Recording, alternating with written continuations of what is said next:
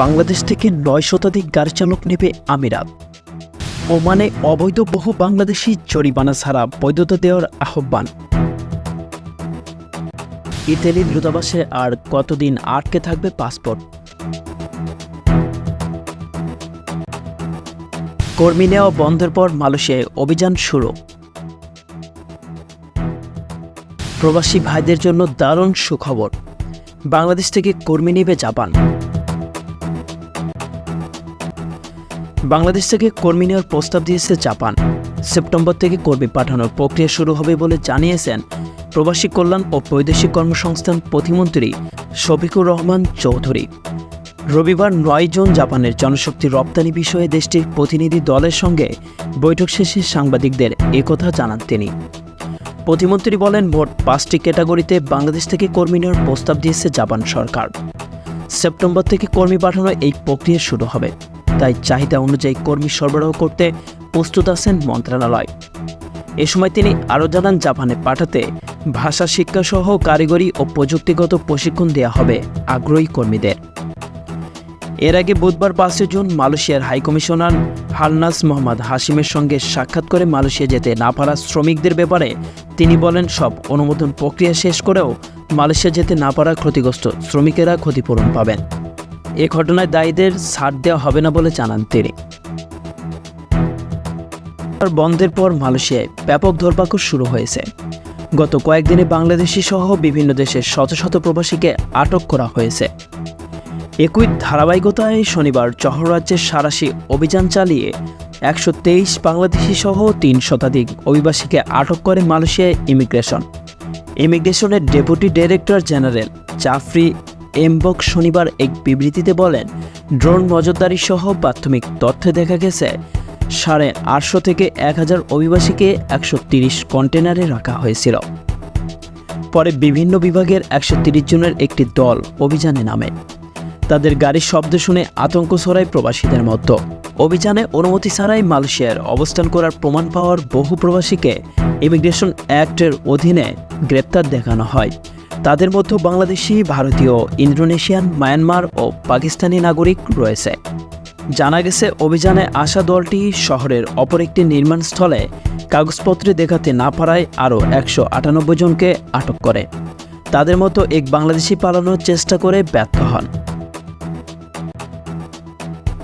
২০,০০০ visa প্রত্যাশীর passport আটকে আছে বাংলাদেশের ইতালিয়ান দূতাবাসে। এমন তথ্য জানিয়ে রাষ্ট্রদূত অ্যান্তনিও আলেসান্দ্রো বলেন, প্রতিদিন ১০০-র বেশি ভিসা দেওয়ার ক্ষমতা নেই তার দূতাবাসের। তাই গত বছর থেকে অপেক্ষায় থাকা বাংলাদেশিরা দ্রুত ফেরত পাচ্ছেন না তাদের পাসপোর্ট। বরিশালে আজিজ প্রতি মাসেই ঢাকা আসেন ভিসার খবর নিতে। গেল বছর আগস্টের ইতালি কাজের অনুমোদন অর্থাৎ লোনানাস্তা সহ পাসপোর্ট তিনি জমা দিয়েছেন দূতাবাসের অনুমোদিত এজেন্সি পিএফের কাছে, কিন্তু এখনও পাননি কোনো সদুত্তর। কবে পাবেন পাসপোর্ট আর সুযোগ হবে ইতালি যাওয়ার তা জানতে প্রতিদিন এমন অনেকেই আসেন গুলশানের ভিএফএস অফিসের সামনে। মূলত ভিসা প্রত্যাশীরা ঢাকা, সিলেট এবং চট্টগ্রামের ভিএফএসের অ্যাপার্টমেন্টের মাধ্যমে প্রয়োজনীয় কাগজপত্র জমা দেন। কেন ভিসা পেতে দেরি হচ্ছে এমন প্রশ্নে রাষ্ট্রদূত নিজেদের সীমাবদ্ধতার কথা বলেন। ইতালির রাষ্ট্রদূত অ্যান্তনিও আলেসান্দ্রো বলেন, মূলত ৫টি কারণে ভিসা দিতে দেরি হচ্ছে। জমা দেওয়া ৫টি লোনানাস্তার মতো একটি সহজ নয়, যা যাচাই বাছাই করতে সময় দরকার। গেল বছর জুলাইয়ের পর আবেদনের সংখ্যাটা এতটাই বাড়ে যে আমাদের কেবলমাত্র এটি সামাল দিতে পারছি না। মধ্যস্থভোগীরা বড় অঙ্কের টাকা নিয়ে মিথ্যা স্বপ্ন দেখান প্রবাসীদের। কাজের ভিসা ছাড়া অন্যান্য ভিসার চাপও বেড়াচ্ছে। রাষ্ট্রদূত বলেন, ইতালির সরকারকে কর্মী সংখ্যা বাড়ানোর জন্য আবেদন করা হয়েছে। তিনি আরও বলেন, আমি দুঃখিত দেরি হওয়ার জন্য। এখানে ভিএফএস গ্লোবালে কিছু করার নেই। ভিসা আবেদনকারীরা যতই আন্দোলন করুক, এটি দূতাবাসের সমস্যা। প্রতিদিন ১০০-টিরও বেশি পাসপোর্ট দিয়ে আমাদের পক্ষে সম্ভব নয়। বর্তমানে ইতালিতে যাওয়ার জন্য মূল পাসপোর্ট জমা রাখতে হয় না। এছাড়া আবেদনের পরেই কাগজের অনুমোদনের মেয়াদ শেষ হয় না। ওমানে অবৈধ থাকা প্রবাসী বাংলাদেশিদের জরিমানা ছাড়াই বৈধ হওয়ার সুযোগ দিতে দেশটির শ্রমমন্ত্রীকে আহ্বান জানানো হয়েছে। গত বৃহস্পতিবার ভিসা সংক্রান্ত আলোচনার এক পর্যায়ে শ্রমমন্ত্রী ডক্টর মাহাত বিন সাইদের সঙ্গে এ বিষয়ে আলাপ করেন প্রবাসী কল্যাণ ও বৈদেশিক কর্মসংস্থান প্রতিমন্ত্রী শফিকুর রহমান চৌধুরী। এ সময় ওমানের শ্রমমন্ত্রীকে বাংলাদেশ সফরের জন্য আমন্ত্রণ জানানো হয়। মাস্কাটের বাংলাদেশ দূতাবাস এক ফেসবুক পোস্টে এ তথ্য জানা গেছে। এতে বলা হয়, প্রতিমন্ত্রীর নেতৃত্বে তার প্রতিনিধিত্ব দল এবং ওমানে নিযুক্ত বাংলাদেশের রাষ্ট্রদূত মোহাম্মদ নাজমুল ইসলামের উপস্থিতিতে এই বৈঠক অনুষ্ঠিত হয়েছে।